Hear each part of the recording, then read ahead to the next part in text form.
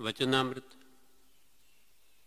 પાન 377, પત્રાંગ 459, મુંબઈ, બીજા આષાઢ વદ 6, 1949.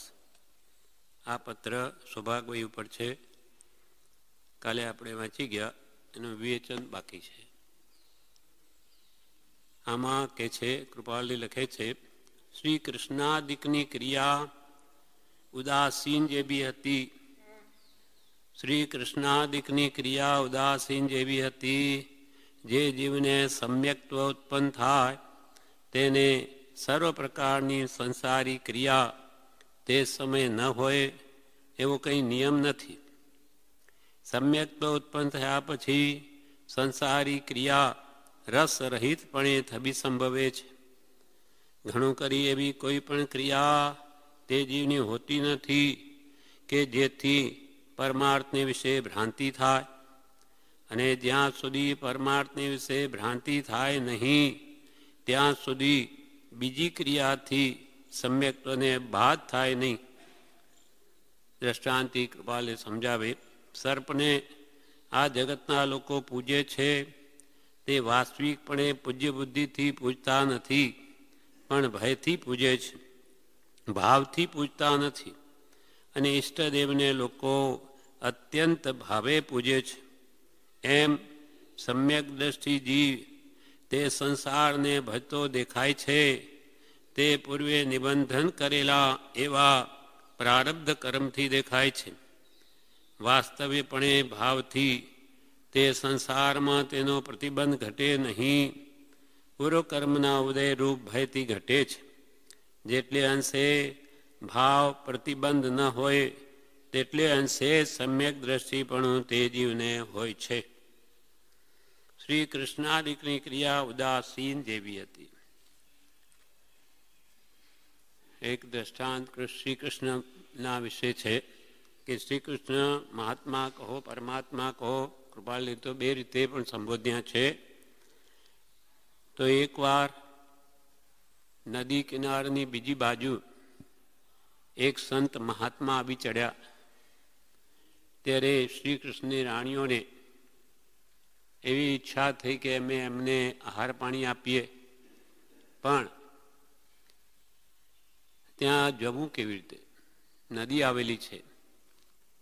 ત્યારે શ્રી કૃષ્ણે પોતાની રાણીઓને શું કહ્યું કે તમે જમના મૈયા, જમના નદી હતી, એના કિનારે જઈને એમ કહેજો કે હે જમના મૈયા, શ્રી કૃષ્ણ બાલ બ્રહ્મચારી હોય તો અમને માગ આપો, જગ્યા આપો જવાનું.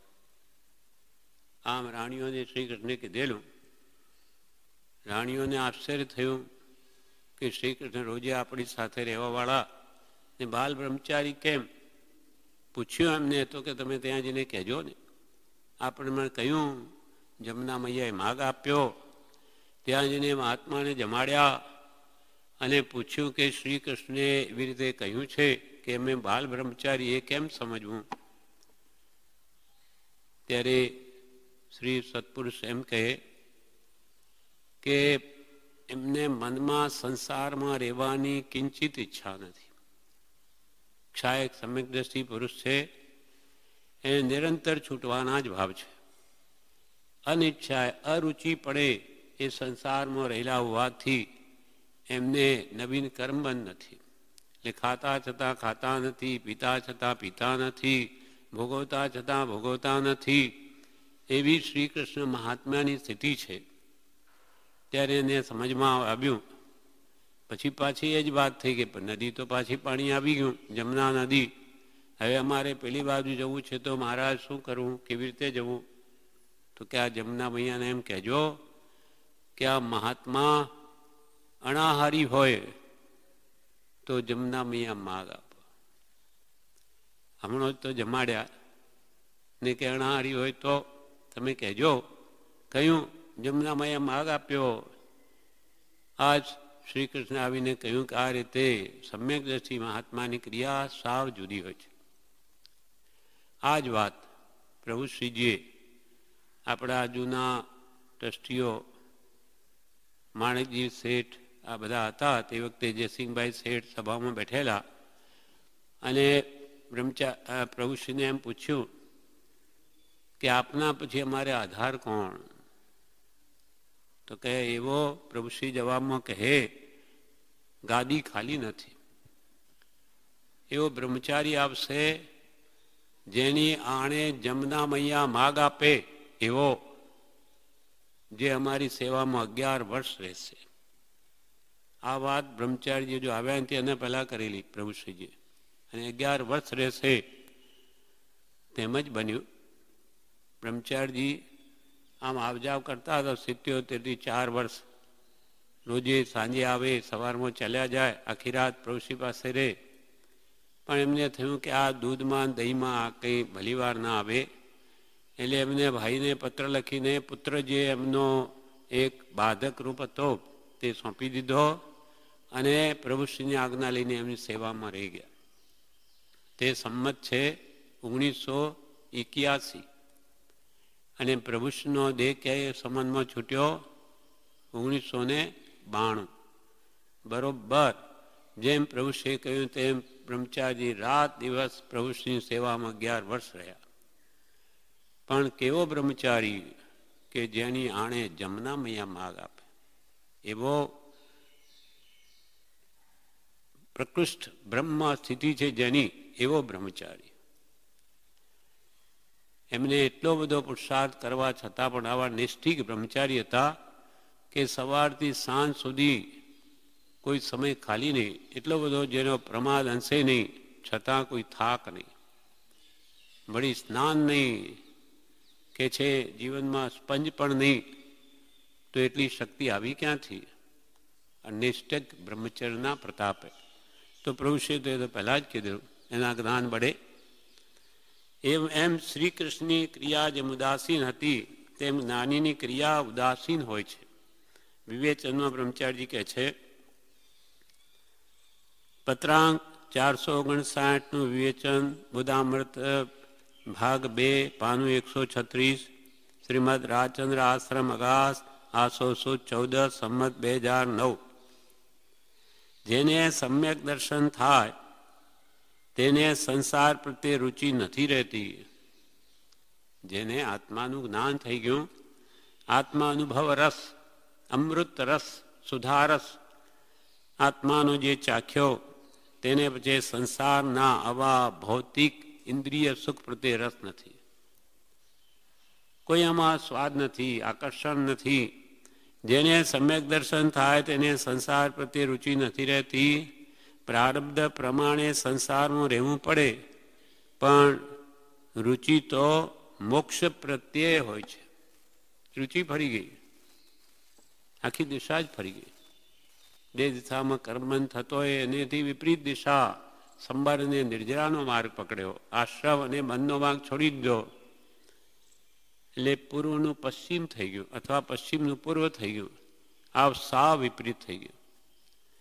પણ એને હવે સંસાર પ્રત્યે ભલે રહેવું પડે, પણ એ રુચિ તો મોક્ષ પ્રત્યે છે. તેથી સંસારમાં રુચિ રહી નથી. જેને આ સંસારની રુચિ પલટાઈ છે, સંસારમાં જન્મ મરણના દુઃખ છે, તેથી મારે છૂટવું છે એમ જેને થઈ ગયું હોય, તેને પ્રારબ્ધને લઈને રાજ્ય કરવું પડે, પણ તેમાં રાગ ન હોય, વૈરાગ્ય હોય છે. રુચિ પલટાઈ ગઈ. સંસારમાં જન્મ જરા મરણના દુઃખ જ છે, ત્રિવિધ તાપ જ છે. આદિ વ્યાધિ ઉપાધિ સિવાય ત્યાં દુઃખ ને દુઃખ જ છે. દુઃખનો એ સમુદ્ર છે. એમ જેને યથાર્થ સમજાઈ ગયું છે, એને પ્રારબ્ધને લઈને ભલે રાજ્ય કરવું પડે. ભરત ચક્રવર્તી કે જનક વિદેહી બધા રાજ્ય કરવા છતાં વિદેહી હતા. સમ્યક દર્શનનું મહાત્મ્ય અદ્ભુત છે. એ જેને આવી જાય એનો સંસાર ઘટવા જ માંડે, વધે જ નહીં. આપણા માટે સાચી શ્રદ્ધા એ સંકિત અથવા એ સમ્યક દર્શન. પહેલું શરૂઆત ત્યાંથી થાય. કૃપાળુ દેવ પુરુષ કે સાચા પુરુષ છે એ વાત હાડો હાડ બેસી જવી જોઈએ. રગે રગમાં એ ભાવ ઉતરી જવો જોઈએ કે કે મારું કલ્યાણ કૃપાલથી અવશ્ય થશે એવો જો દ્રઢ નિશ્ચય થાય તો એ વ્યવહાર સંકિતી છે. એના કશાયો મંદ થઈ ગયા એમ આવશે આગળ આજ વિવેચનમાં. બ્રહ્મચારીજી કે દ્રઢ જો તમારા હૃદયમાં હોય કે મારું કલ્યાણ આ પુરુષથી થશે અન્ય બીજેથી નહીં, એમ આપણા માટે જો દ્રઢ એના હૃદયમાં હોય તો એ વ્યવહાર સંકિતી છે, એના કશાયો નહીવત છે. કેમ કે અનંતાનુબંધી કશાયો તો અનંત ભેદ છે. આપણે આમ ભલે ભાંગો અનંતાનુબંધી કશાયનો કહેવાય, પણ જેની દ્રઢ શ્રદ્ધા થઈ ગઈ એનું તો અડધું કામ થઈ ગયું. એની જે કંઈ પણ ક્રિયા એ આગળ વધવા માટે છે, સંસાર માટે ન હોય તો. જન્મથી છૂટવાનું જેને લક્ષ્ય છે તેનું કામ થઈ ગયું.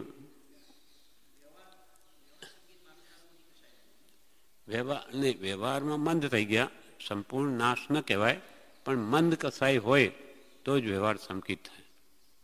એ આવશે, આગળ આવશે આ વાત. હા, કસાય સંપૂર્ણ તો સમ્યક દર્શન અનુભવ થાય ત્યારે અંતાનું બની ગયા એમ કહેવાય.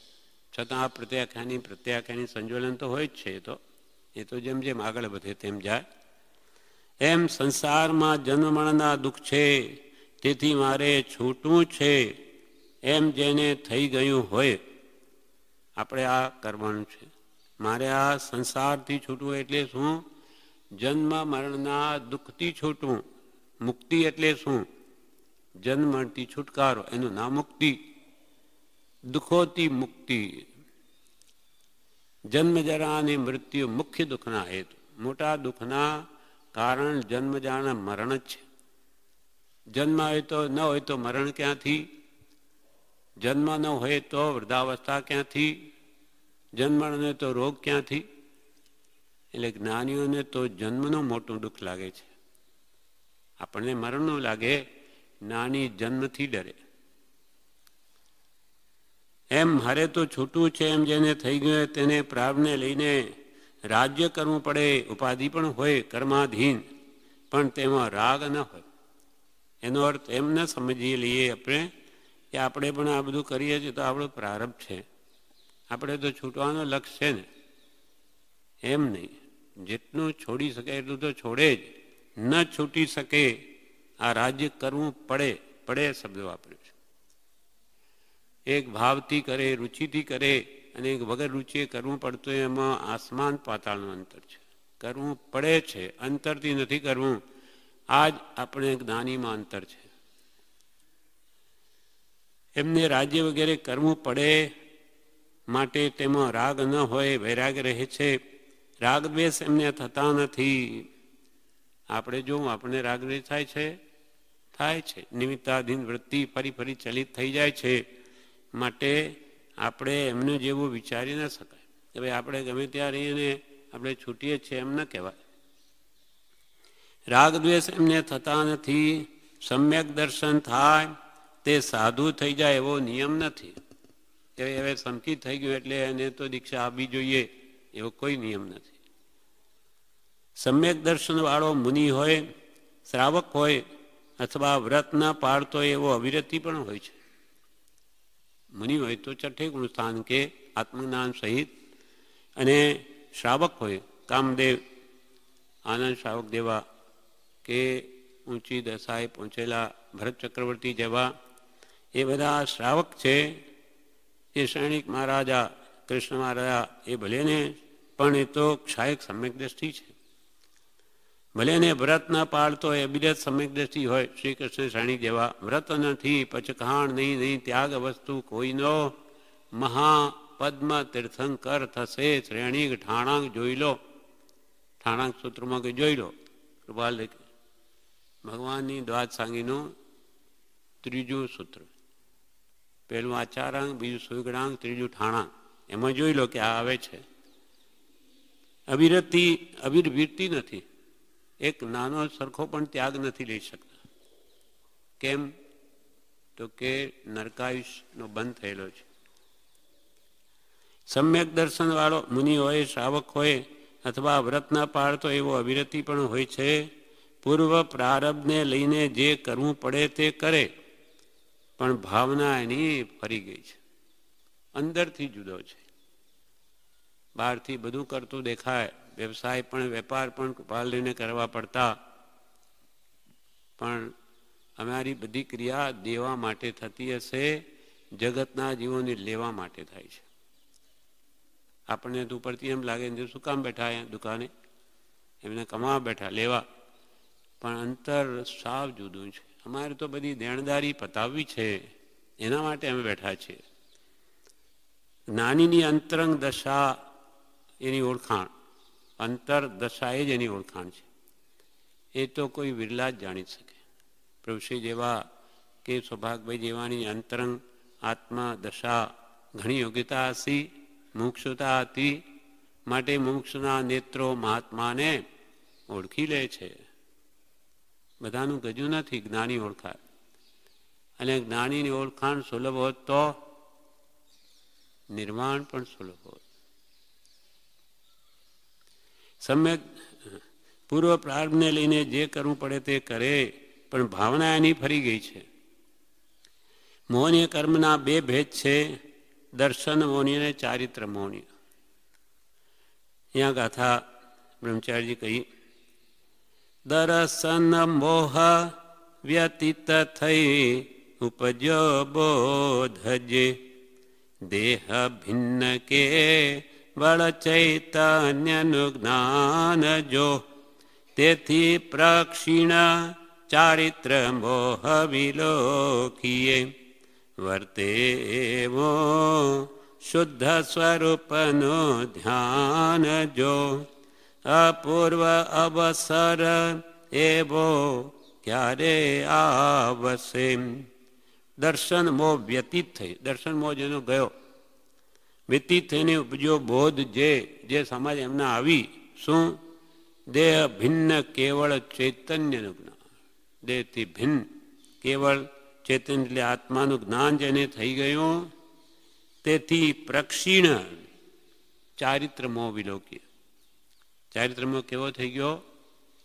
પ્રક્ષીણ. પ્ર એટલે પ્રકુષ્ઠપણે, ક્ષીણ એટલે હણાઈ ગયો, એની કેળ ભાંગી ગઈ.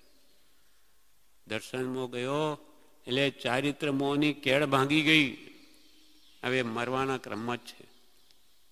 કેળ ભાગેલો માણસ દિવસે દિવસે એની શક્તિ ઘટતી જાય, મરે જ.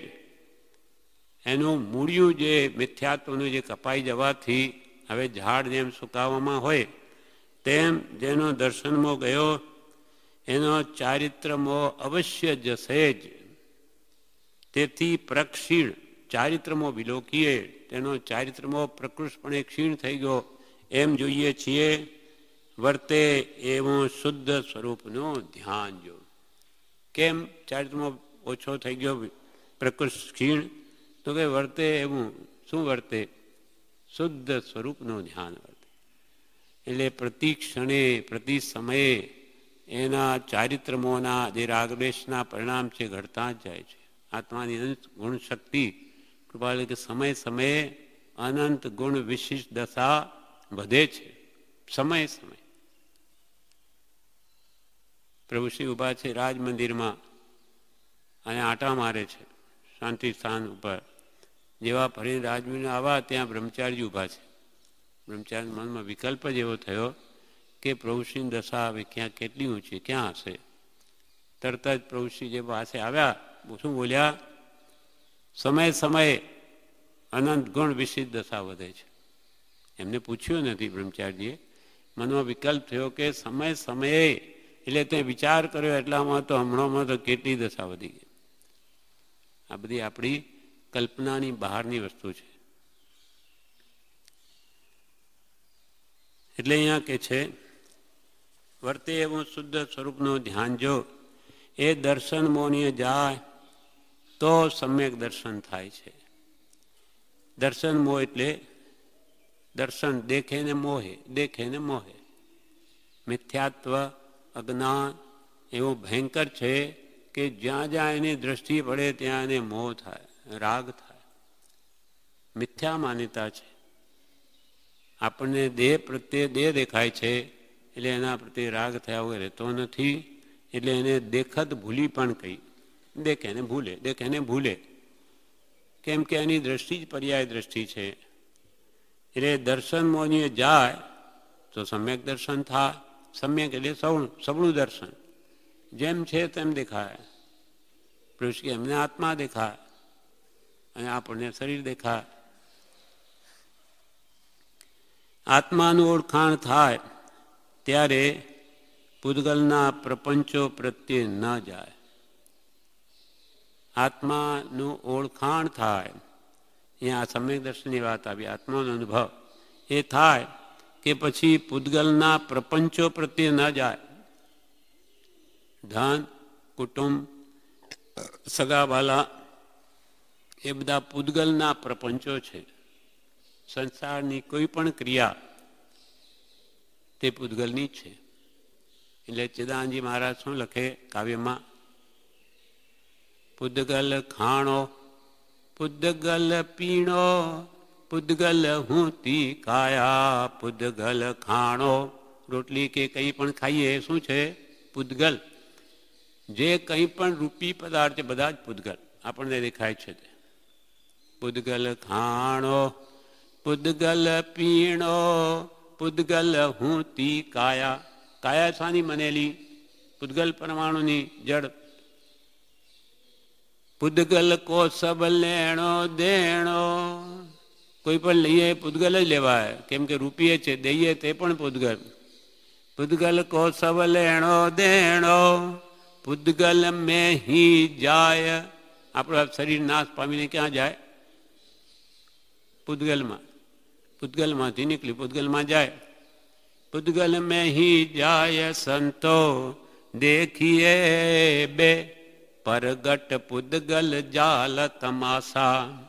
એમને તમાશો લાગે આ પૂતગલના બધા. નાનીઓને બધા નાટક જણાય છે. એટલે કૃપાલદેવે મણિલાલને શું કહ્યું? નાટક, મણિલાલ કે નાટક જોવા જેવું છે મારે મુંબઈમાં. ત્યારે કૃપાલદેવ નાટક જોવું છે, ચાલ બતાવો. પછી ગેલેરીમાં લઈ ગયા અને જો આ રોડ ઉપર શું દેખાય? કોઈ શેઠ લોકો ઘોડાગાડીમાં બેઠા છે, પેલો વિક્ટોરિયા, તો કોઈ વળી ચાલે છે, કોઈ ગરીબને પેલો ગરીબને કોઈ ખેંચે છે, કોઈ ધનવાન છે, કોઈ મધ્યમ વર્ગ છે, કોઈ સાવ ગરીબ છે. જો કે આ નાટક, વાસ્તવિક નાટક. પેલું તો કૃત્રિમ, બનાવટી ન હોય એવું બતાવે. આ સાચું નાટક છે.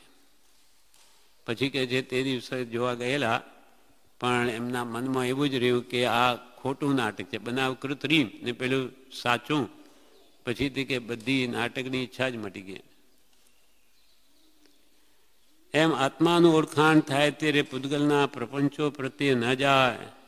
આત્માને આંચ ન આવે એવું કરે. પછી તો મારા આત્માને કંઈ પણ નવીન બંધન ન થાય એમ નાની પ્રવર્તે.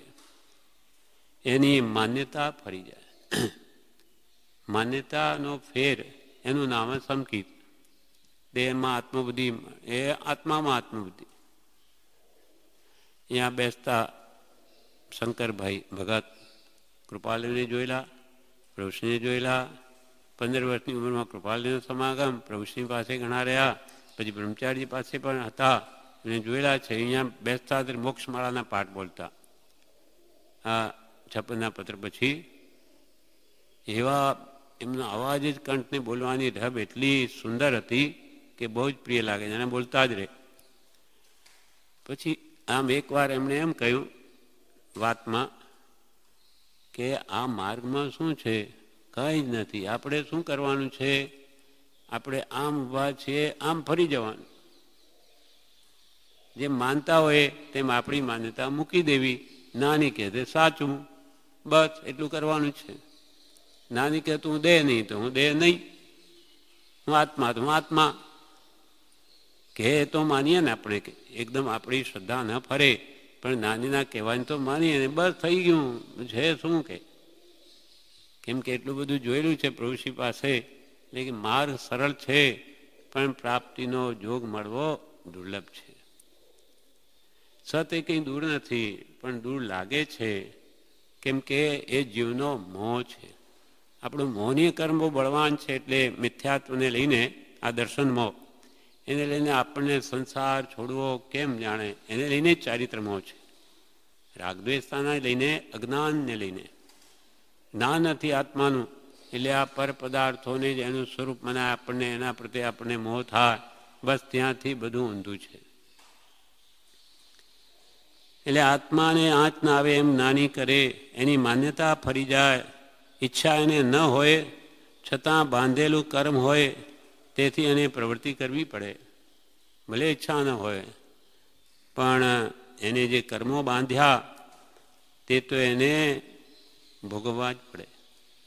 ક્રિયા કરે પણ એમાં રસ ન હોય. આપણને નાનીમાં અંતરાજ છે. આપણને રસ સહિતની ક્રિયા છે, આસક્તિપૂર્વકની. જ્ઞાનીને ક્રિયા તો કરે પણ આસક્તિ નથી, રસ નથી. ને જેટલા પ્રમાણમાં આપણને રસ તીવ્ર, મંદ કે મંદતર હોય, તે પ્રમાણે જ આપણે એમાં કર્મનો બંધ થાય છે. અનુભાગની સ્થિતિ બંધ તે કશાયથી પડે છે. મન વચન કાયના યોગથી કર્મ આવે ખરા, પણ બંધની જે લાંબી કે સ્થિતિ, ટૂંકી સ્થિતિ પડવી એ કશાય ઉપર છે.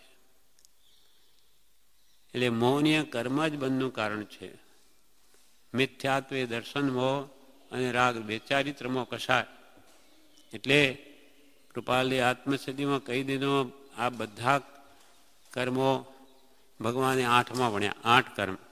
કર્મ તો અનંત પ્રકારના, તેમાં મુખ્ય 8માં બધા વણાઈ ગયા. મોક્ષમાળામાં હરમન જેકોબી સાથે વાત થઈ કૃપાલયને, તો કૃપાલય એમ કે 8 કર્મ છે ને એમાં બધા કર્મો સમાઈ ગયા. તો હરમન જેકોબી એમ કે આવું કેમ હોય? કર્મ તો અનંત પ્રકારના, 8માં કેમ સમાઈ જાય? તો કૃપાલ કે તમે 9મું કર્મ બતાવો. તો કે આ સામો જાય, આ સામો જાય. તો કૃપાલ કે આ જ્ઞાનામણીમાં જાય, આ મૌનીમાં જાય, અંતરાયમાં જાય, એમ કરીને બધું સમાધાન કર્યું.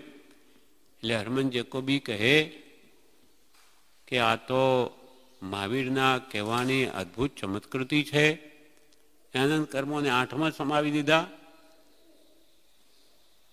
એમ એક મોહનીય કર્મ જો નાશ પામે, એટલે કે મોહ જો આપણો છે બહુ જ દુર્ધર છે. મોહ બહુ બળવાન, સર્વે કર્મોમાં બધા કર્મો મોહ બહુ બળવાન છે. આપણને ગાઢ હાડો હાડ અંદર ઉતરેલો છે. એ જો થોડોક બી ક્ષીણ થાય તો મિથ્યાત્વ મંદ પડે, અથવા મિથ્યાત્વ મંદ પડે તો રાગદ્વેષ ઘટે. એટલે બોધથી જ બધું થાય. બોધથી આપણી મિથ્યા માન્યતાઓ ઘટે. સમ્યક જેમ છે તેમ બધા સ્વરૂપ માન્ય થાય કે આપણા રાગદ્વેષ આપોઆપ ઘટવા માંડે. એટલે આપણે માન્યતા ફરી જાય, એની માન્યતા ફરી જાય.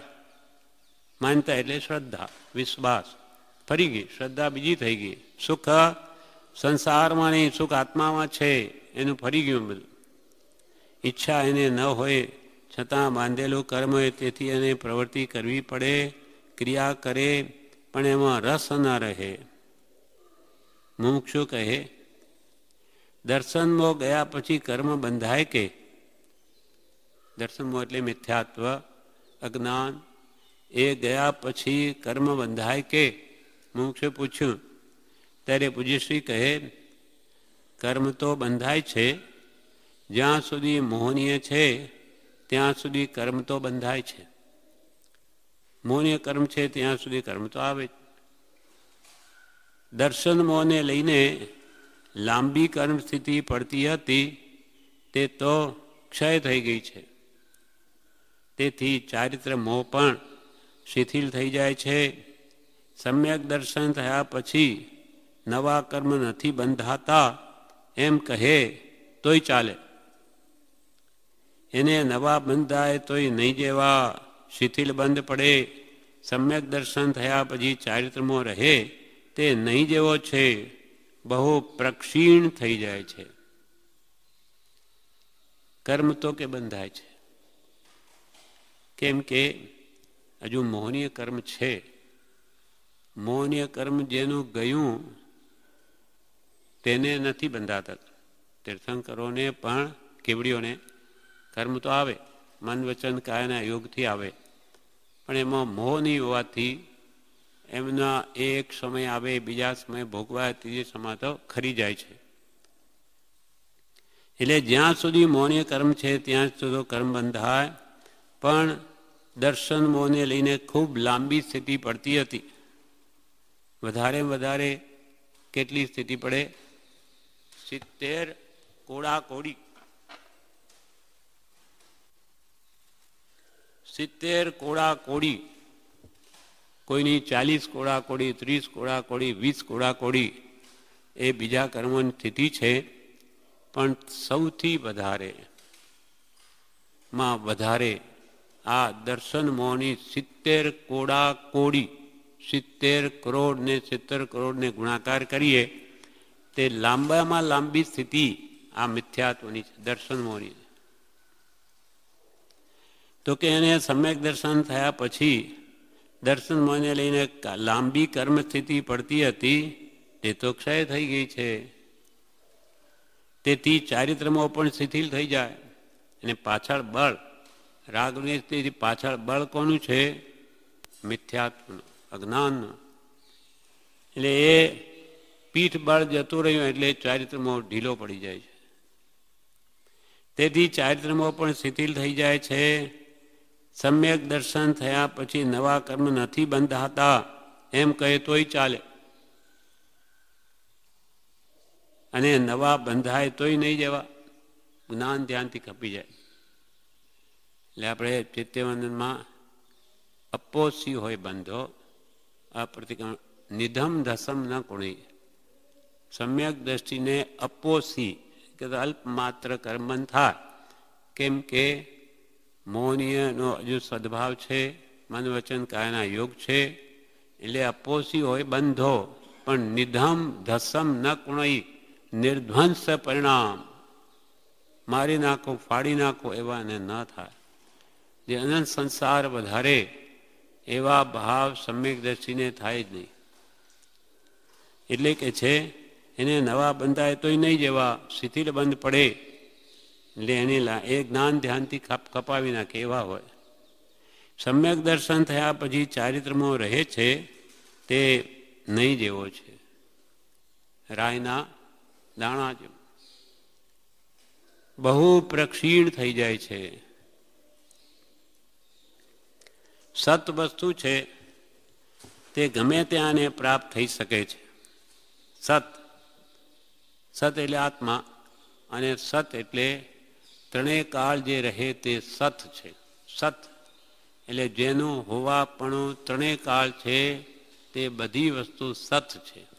પછી જળ હોય કે ચેતન્ય હોય, પણ સત એટલે આત્મા, સત પુરુષ કે તો આત્મા પ્રાપ્ત પુરુષ. સત વસ્તુ તે ગમે ત્યાં એને પ્રાપ્ત થઈ શકે છે. ગમે ત્યાં એટલે નરકમાં પણ સમ્યક દર્શન થઈ શકે, દેવ, મનુષ્ય કે તિર્યંજમાં પણ થઈ શકે. ચારે ગતિમાં પ્રાપ્ત થાય એવું છે,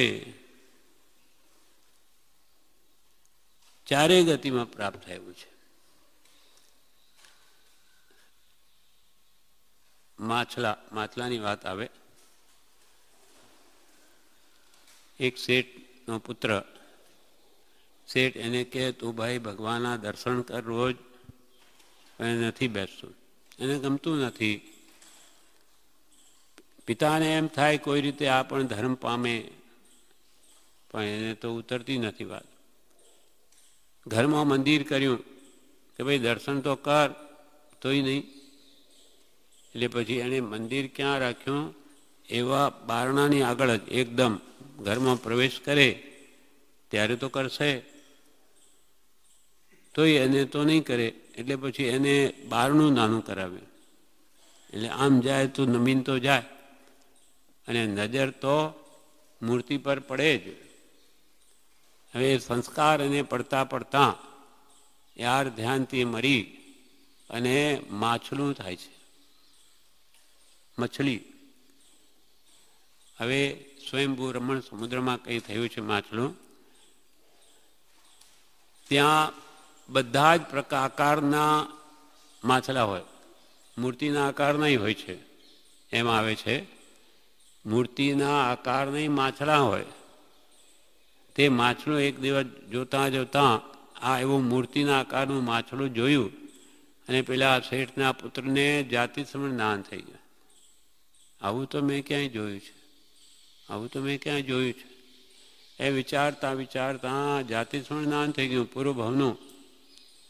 અને તે વખતે એને પશ્ચાતાપ થાય છે, મારા પિતાએ મને ઘણું કીધેલું પણ મેં નહીં માન્યું, એટલે આજે હું આવી સ્થિતિમાં આવી પડ્યો છું.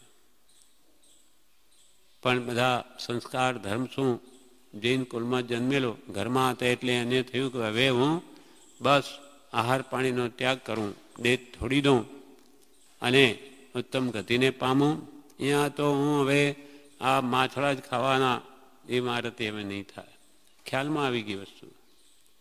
એટલે ધીમે ધીમે કરતો કિનારો ઉપર આવી અને બધા આહાર પાણી ત્યાગ કરી દેહને આવી રીતે પાડી દઈને સ્વર્ગમાં ગયો, દેવલોકમાં, દેવને પામ, દેવગતિને.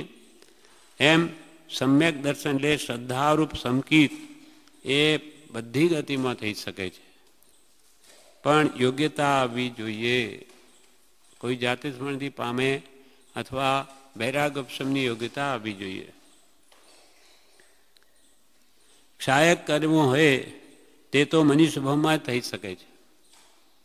સહાયક સમ્યક દર્શન તો મનુષ્ય ભાવ સિવાય નહીં થાય. દર્શનમાં જેનો ગયો છે તેને વસ્તુસ્થિતિ જેમ છે તેમ સમજાય છે. જેનું મિથ્યાત્વ ગયું તેને આત્મામાં આત્મબુદ્ધિ, જળમાં જળ બુદ્ધિ થાય છે. વસ્તુસ્થિતિ જેમ છે તેમ સમજાય છે. તેથી રાગ દ્વેષનું બળ ત્યાં બહુ ચાલતું નથી. કેમ કે જેમ છે તેમ એને સમજાઈ ગયું એટલે ચારિત્રમાં ત્યાં બહુ બળ કરતો નથી. ભલે અનુભવ નહીં થયો હોય તો પણ એને રાગદ્વેષ, એના શ્રદ્ધા જો થઈ હોય દ્રઢ, તો એને રાગદ્વેષ મંદ થઈ જાય છે. આત્માને બંધન થાય એવી રીતે એનું વર્તન હોતું નથી. જેને વસ્તુ તત્વ સમજાયું છે તે પછી છેતરાય નહીં. ભલે લોકો મહાત્મા કહેતા હોય કે આ તો મોટા છે, પણ એને એથી ભ્રાંતિ થાય નહીં. બીજા લોકો એમ કે ભાઈ હવે તમારે શું વાત કરી, તમે તો જ્ઞાની. આજે વ્યવહારમાં થોડું બોલતા આવડી ગયું, શાસ્ત્રો વાંચીને સમજાવે તો એને શું કહે, તમે તો જ્ઞાની છો. એને જ્ઞાની કોને કહેવાય એ જગતના જીવો જાણતા નથી. ક્ષોપક્ષમ માને જ્ઞાની કહી દે. બધા આવી રીતે ચઢાવે એટલે એને પણ થાય કે હું કંઈક છું, એના કરતાં વિશેષ છું. એટલે એના અહંકાર આવે, પડવાના કારણો થાય. પણ જે સત્પુરુષનો આશ્રિત હોય અને સાચી શ્રદ્ધા જેને થઈ હોય એને તો મનમાં હોય કે આ તો બધું કોનું છે, જ્ઞાની પુરુષોનું છે, મારું શું છે, અને એનો અહંકાર કરવા જેવું શું છે, આપણા અંદર પ્રગટ્યું શું છે.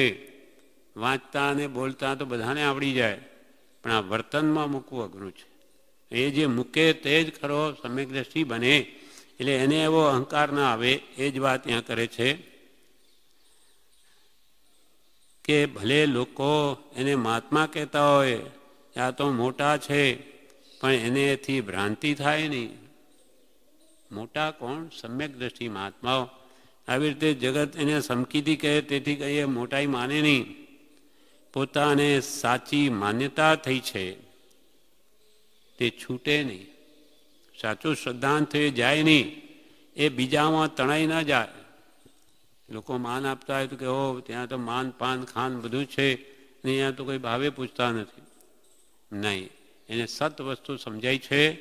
એટલે કે છે ને જ્યાં સત્સંગ હોય ત્યાં ભલે ખાવા ન મળે કે ટપલા પડે કે ભાલાના વરસાદ વરસે બાક બાણ તોય છોડવું નહીં.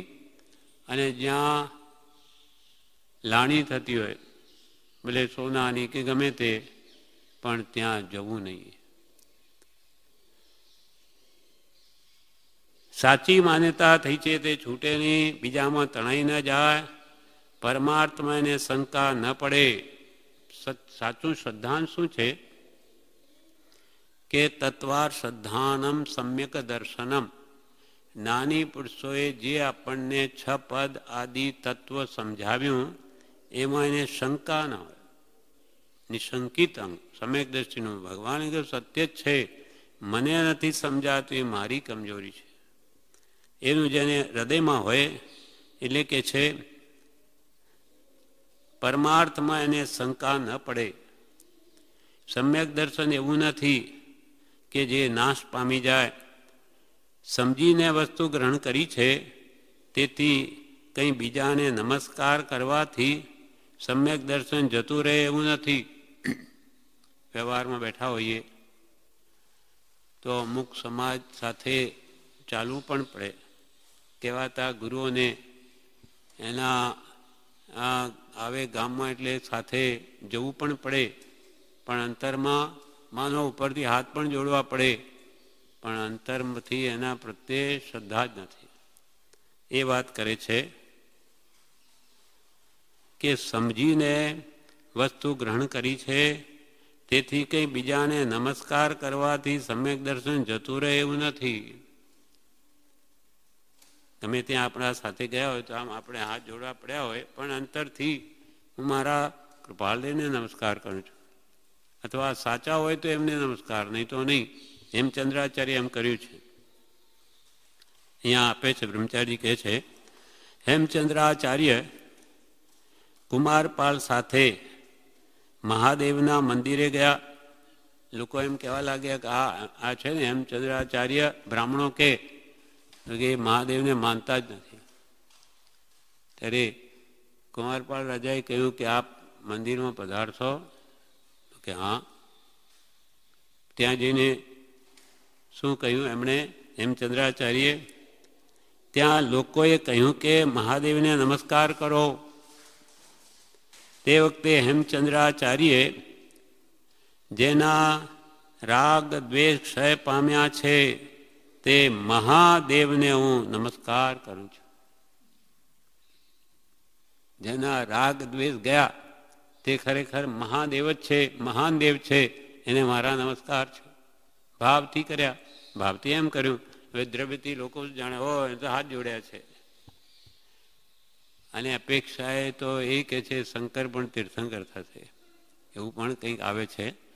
એટલે આ બધું જ્ઞાનીની દ્રષ્ટિ સાવ જુદી છે. આપણને એમ કે કોઈ રીતે કોઈની મિત્રની સાથે ગયા અને આપણે આમ નામ વાળે તો આ કેવો છે, આ જાણે શ્રીમદ રાજચંદ્રને વ્યવહારમાં શું થાય, આપણે એવું પેલા કહેવાતા સાધુ સાથે નહીં જઈએ તો શ્રીમદ રાજચંદ્ર છે ને એના શિષ્યો સાધુઓને માનતા જ નથી. એટલે નિંદા કરે શ્રીમદ રાજચંદ્રની, કૃપાલદેવની. આપણા નિમિત્તે પેલો બંધાય નહીં, ભલે સાથે ગયા, આપણે તો ભાવથી બંધ છે. જેમ મને એમ દૂર રહેવા કરીએ, પણ અત્યંત આવશ્યક ત્યાં જવું પડતું હોય તો કે છે આવા ભાવ રાખવા. મોહનલાલજી મહારાજ કૃપાલદેવને પૂછ્યું કે અમારે આ કહેવાતા ગુરુને નમસ્કાર કરવા પડે છે તો શું કરવું? ત્યારે કૃપાલદેવ શું કે પ્રસંગમાં છે કે એવા ભાવ કરવા. બ્રહ્મચારીની ડાયરીમાં છે કે નમસ્કાર છે, ભવો ભવ અમને આપનો સમાગમ હોશો માં. આ ભવે તમારો આ પાલો પડ્યો છે, પણ ભવો ભવ તમારા દર્શન હોશો નહીં. શું કરે તો જોનારને શું લાગે, ઓહો નમસ્કાર કર્યા, અને અંતરમાં ભાવ જુદો જ છે. અને બંધ કે મોક્ષની વ્યવસ્થા તો શુભાશુભ પરિણામની ધારા ઉપર છે. ત્યાં ભાવ આપણે પૂજ્ય બુદ્ધિ છે જ નહીં. સાપની જે વાત કરી કૃપાલદેવે, આમાં સાપને પૂજે પણ મનમાં શું છે એ મને કરડે નહીં એના માટે. અને પોતાના જે ઈષ્ટ દેવ હોય એને ભાવથી પૂજે. એટલે ભાવ ને ભાવનો ભાવ રાત દિવસનો અંતર પડી ગયો. હેમચંદ્રાચાર્ય કુમારપાલ સાથે મહાદેવના મંદિરમાં ગયા. ત્યાં લોકોએ કહ્યું કે મહાદેવને નમસ્કાર કરો. તે વખતે હેમચંદ્રાચાર્યે કહ્યું જેના રાગ દ્વેષ ક્ષય પામ્યા છે તે મહાદેવને હું નમસ્કાર કરું છું એમ સ્તુતિ કરી. લોકો નાગપંચમીને દિવસે નાગ પૂજા કરે છે. તે પૂજ્ય બુદ્ધિથી નહીં પણ ભયથી પૂજે છે. 12 મહિનામાં કોઈ દિવસે સાપ ન કરડે તે માટે પૂજે છે. તો કે કેમ નક્કી સમજવું તે માટે પૂજે? તો કે જો સાચો સર્પ નીકળી આવે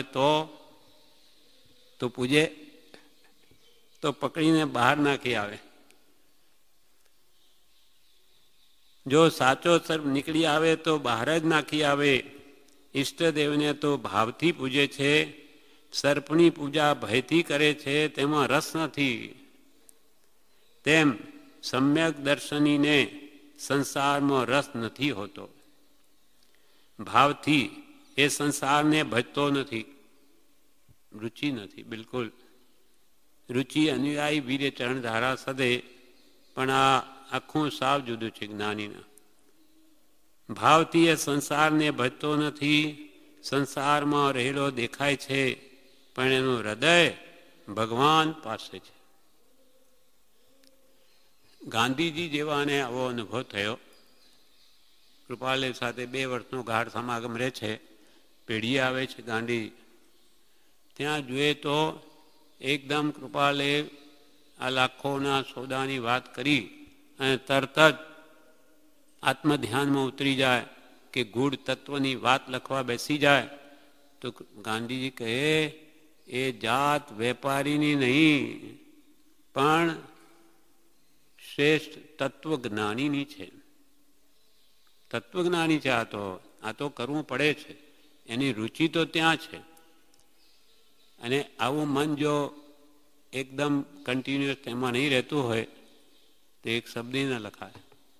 વેપારના જ વિચાર ચાલતા હોય, નફા ટોટાના, તો એને ક્યાં લખવાની સૂઝે? પણ એને તો એ જ ચાલે છે. હાથનો ડાયરી ત્યાં બેઠી લખી છે ને, જે ઉત્તમ વિચારો ચાલતા બધા નોટ કરી લે. એ આપણે કામ લાગી ગયું. તેમ સમ્યક દર્શનીને સંસારમાં રસ નથી હોતો. ભાવથી એ સંસારને ભજતો નથી. સંસારમાં રહેલો દેખાય છે, પણ એનું હૃદય ભગવાન પાસે છે. આવી દશા આપણે પ્રાપ્ત કરવી છે.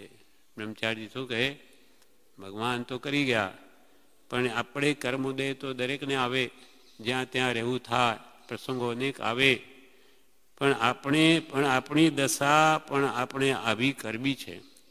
આવી દશા આપણે પ્રાપ્ત કરવી છે કે ગમે તેમ સ્થિતિમાં આપણા મોઢામાં મંત્ર ચાલતો જ હોય. આજ્ઞા આણાય ધમ્મો આણાય તમો. આજ્ઞાનો એ ધર્મ, આજ્ઞાના આરાધન એ તપ છે. એ મંત્રનો અભ્યાસ અદ્ભુત છે. મંત્રનો મહાત્મ્ય, કાલે પેલો પત્ર બોલે ને રાત્રે, કેટલું અદ્ભુત મહાત્મ્ય છે એમાં. મંત્ર એ મંત્ર જ છે. એવો મંત્ર જેમ વીતરાગ સમો દેવો ન ભૂતો ન ભવિષ્યતી, તેમ આ જાણે આવો મંત્ર જાણે ક્યાંય મળ્યો નથી, મળવાનો નથી, એવી અદ્ભુત વસ્તુ છે. ટૂંકામાં કૃપાલે શું સમાવી દીધું છે? 14 પુરુનો સાર ટૂંકામાં. આખો નવકાર મંત્ર એમાં છે. પરમ ગુરુથી 5 પરમેશ્વરીઓમાં છે. અને શા માટે નમો નમો? તો કે પંચ પરમ ગુરુ બધા સહજ આત્મ સ્વરૂપ છે. શુદ્ધ આત્મ સ્વરૂપને પામેલા માટે નમવા યોગી છે. અને આપણને શાની ભજના? કે તું પણ ઓ જ છું, તારું સ્વરૂપ બીજું નથી, તું શુદ્ધ આત્મા છું. એ આપણને નિરંતર સ્મરણ આપ્યું છે. દેહ તે તું નહીં, તું તો સહજ શુદ્ધ ચૈતન્ય સ્વામી, શુદ્ધ ચૈતન્ય સ્વરૂપ અવિનાશી એવો હું આત્મા છું. એમ સંસારમાં રહેલો દેખાય, પણ એનું હૃદય ભગવાન પાસે છે. આવી દશા આપણે પ્રાપ્ત કરવી છે. કહેવાતી વસ્તુઓ કામની નથી. કહેવાથી વસ્તુઓ કામની નથી. ફલાણાને માનવાથી સમ્યક દર્શન થાય છે એમ નથી. પોતાના આત્માની ઓળખાણ તે સમ્યક દર્શન. આપણે માનો કે કૃપાલયને માનવા આપણે, એટલે કૃપાલય સાચા પુરુષ, બસ માની લે, ભરીશું, સંકિત થઈ ગયું. ફલાણાને માનવાથી સમ્યક દર્શન થાય છે એમ નથી. એના મારફત એ શુદ્ધ સ્વરૂપને પામ્યા છે ને એવું જ મારું જે સ્વરૂપ છે એમ પોતાના આત્માની ઓળખાણ તે સમ્યક દર્શન છે. એ સાચા જ્ઞાની પુરુષ મારફત કરીએ, કેમ કે આપણને ખબર નથી. માટે કૃપાળુ દેવે જેવો આત્મા જાણ્યો, જોયો, અનુભવ્યો તેવો મારો આત્મા છે એવી જે શ્રદ્ધા હોય તો એ ઓળખાણ સાચી છે, કેમ કે એમણે જાણ્યો છે. માટે તો એ વ્યવહાર સંકિત કહેવાય. પ્રીતિ અનંતી પર થકી જે તોડે હો તે જોડે એ હ. પ્રીતિ અનંતી પર થકી. નાનીઓ કે આપણો પ્રેમ સંસારમાં અનંતો, જેનું કોઈ માપ નથી. અમાપ પ્રેમ, અનાદિનો મોહ, એ જ આપણે નડે છે. પ્રીતિ અનંતી પર થકી જે તોડે, જે એને તોડે, ઘટાડે કે મટાડે, તે જ જોડે, તે જ સત્પુરુષ પ્રત્યે પ્રેમ જોડી શકે. કેમ કે મૂડી છે એક જ, પ્રેમરૂપી મૂડી એ આત્માનું ધન છે. એ આપણે બીજે લગાડીએ તો અહીંયા ક્યાંથી લગાડે? આપણો જ્યાં પ્રેમ હોય ત્યાં જ આપણું મન જાય.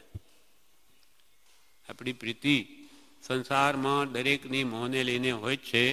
એટલે એને આ ભગવાને ક્યાં બેસાડે? બીજા ઠેકાણે આવે કે આ હૃદય ઉપર સ્ત્રી બેઠી હોય સિંહાસન ઉપર, હૃદય સિંહાસન પર, તો ભગવાને ક્યાં બેસાડે? સિંહાસન તો ઓલરેડી ઓક્યુપાઈડ છે, ખાલી જ નથી. એટલે ખાલી કર, બધી પ્રીતિ હટાડ તો ભગવાન બિરાજે, તો સદા સુખ શાંતિ વેદે. ફલાણાને માનવાથી સમ્યક દર્શન થાય એમ નથી. પોતાના આત્માની ઓળખાણ તે સમ્યક દર્શન છે. પ્રીતિ અનંતી પર થકી જે તોડે હો તે જોડે એ હ. સંસારમાં જેટલો રાગ નથી તેટલું સમ્યક દર્શન છે. આ થર્મામીટર આપણે લગાડી શકાય કે ભાઈ આપણા મનને પૂછવું કે તને કેટલો રાગ છે સંસારમાં. આપણું તો આપણે જાણીએ, બીજાનું કંઈ જાણીએ નહીં, જાણવાની જરૂર નથી, બીજાનું જોવાનું નથી. મને સંસારમાં કેટલો રાગ છે કે સંસારના પદાર્થોમાં. સંસારમાં જેટલો રાગ નથી તેટલું સમ્યક દર્શન છે. સમ્યક દર્શને લઈને ચારિત્રમો પ્રક્ષીણ થઈ જાય છે. એવું થાય ત્યારે સમજવું કે સમ્યક દર્શન છે. આ જેમ આઠ દ્રષ્ટિની જેમ જ આપણા ભાવો કેવા રહે છે, રાગવેગ ઘટે છે કે વધે છે કે શું થાય મનમાં, એ આપણે જોવાનું કે સંસારમાં રાગ દિવસે ઘટે છે કે વધી રહ્યો છે, અથવા ઘટાડવાના ઉપાયો કરું છું કે શું કરું છું, એ વિચારવું. સંસારમાં જેટલો રાગ નથી તેટલી દ્રષ્ટિ સમ્યક થઈ, અને સમ્યક દર્શને લઈને ચારિત્રમો પ્રક્ષીણ થઈ જાય છે. સત્શ્રદ્ધા જેટલી બળવાન થશે એટલો ચારિત્રમો ઘટશે. કેમ કે મિથ્યાત્વને લઈને જ રાગદ્વેષ છે. મિથ્યા માન્યતાઓ એ કેમ ઓછી થાય? માત્ર બોધ. કૃપાલય આત્મસિદ્ધિમાં કહી દીધું, કર્મ અનંત પ્રકાર તેમાં મુખ્ય, તેમાંય મુખ્ય મોહની હણાય તે કહું પાઠ. કેવી રીતે હણાય? તો કે કર્મ મોહની ભેદ બે ભેદ છે. દર્શન મોહને ચારિત્રમો. દર્શન ચારિત્ર નામ હણે બોધ. દર્શન મોહને કેમ હણવો? બોધ. બોધ એટલે સમજણ, સમ્યક સમજણ. જ્ઞાનીનો બોધ જ આપે. અરે જ્ઞાની પુરુષનું જે જ્ઞાન છે તે જ સાચી સમજણ છે. આપણી બધી મિથ્યા સમજણ, આપણું જ્ઞાન બધું મિથ્યા, આપણું જાણેલું બધું ખોટું, જ્ઞાનીનું જાણેલું બધું સાચું. એટલે એમના બોધે આપણી મિથ્યા માન્યતાઓને ફેરવી છે. અનાદિની હું દેહ છું, દેહ શ્રી પુત્રાદિ મારા છે, એનાથી ચાલ્યું જ આવે છે. હવે શ્રદ્ધાનમાં એમ લો, જ્ઞાની કહે કે હું દેહાદિ સ્વરૂપ નથી, એમના કહેવાથી દેહ શ્રી પુત્રાદિ મારા નથી, મારા નથી. તો તું કોણ છું? હું તો શુદ્ધ ભગવાન જેવો, સર્વજીવ છે સિદ્ધ ભગવાન જેવો છું. કોઈ સ્ત્રી પુરુષ નથી, આત્મા હાથી ઘોડા નથી, કે નારકી કે દેવ નથી. શુદ્ધ ચૈતન્ય સ્વરૂપ, જળ સ્વરૂપની ચેતના, જ્ઞાન દર્શનમય શુદ્ધ ચેતન સ્વરૂપ, પાછો અવિનાશી. મારે મરણનો ભય શાનો હોય? જાણ્યું કે તું તો અવિનાશી, તારો કોઈ કાળે નાશ જ નથી. અવિનાશી એવો હું આત્મા છું, એમ આત્મભાવના કરતા. આપણને ખબર નથી, આપણને આ માન્યતા અંદર નથી. હમણાં તો આ એ છું. જ્ઞાન વગરનો કોઈ જીવ નથી, દર્શન વગરનો જીવ નથી, ચારિત્ર વગરનો જીવ નથી. એ આત્માના ગુણો છે, પણ એ વિપરીત પરિણમ્યા છે. દેહમાં આત્મબુદ્ધિ મિથ્યા જ્ઞાન, એની શ્રદ્ધા મિથ્યા દર્શન, દેહમાં જ રમણતા એ મિથ્યા ચારિત્ર. એને સમ્યક કરવાનું છે. સત્શ્રદ્ધાના બળે જેનું સવળું થઈ ગયું એનું કામ થઈ ગયું. પણ એકદમ નહીં થાય. એટલે કે આની ભાવના કરો હંમેશા અંતરમાં, તો સાચો વૈરાગ્ય આવશે સમજણથી. બાકી કહેતા કહેતી કંઈ જાય એવું નથી. અનાદિનો અભ્યાસ છે, એકદમ નહીં છૂટે. એટલે એમ ભાવના ભાવ્યા જ કરો તો કે તમારો મોહ, આ વસ્તુ અંદર ઉતરતી જશે, મિથ્યા માન્યતાઓ તૂટતી જશે ને સમ્યક શ્રદ્ધા દ્રઢ થતું જશે. એટલે કામ થઈ જશે. અદ્ભુત વસ્તુ આપણને આપી છે, આપણને હજુ સમજાઈ નથી, પણ નાનીઓએ તો કોઈ હદ કરી નાખી. શું ટૂંકામાં આખો માર્ગ આપ્યો છે. શાસ્ત્રોમાં ગોતવા જઈને ક્યાંય નહીં મળે આવા તો. એટલી બધી અનંતી દયા આ ત્રણેય પુરુષોએ આપણા પર કરી છે. એટલે આપણા માટે તો બધું તૈયાર છે. હવે માત્ર આપણા પુરુષાર્થની ખામી છે. આ પ્રમાણે અહીંયા સમ્યક દર્શનની વાત કરી છે. હવે સમ્યક દર્શન આવામાં જે કષાયો, ક્રોધ, માન, માયાલોભ જે કષાય છે અનંતાનુબંધી, એ સંબંધી કૃપાલદેવ આગળ જણાવે છે, જે આપણે આવતીકાલે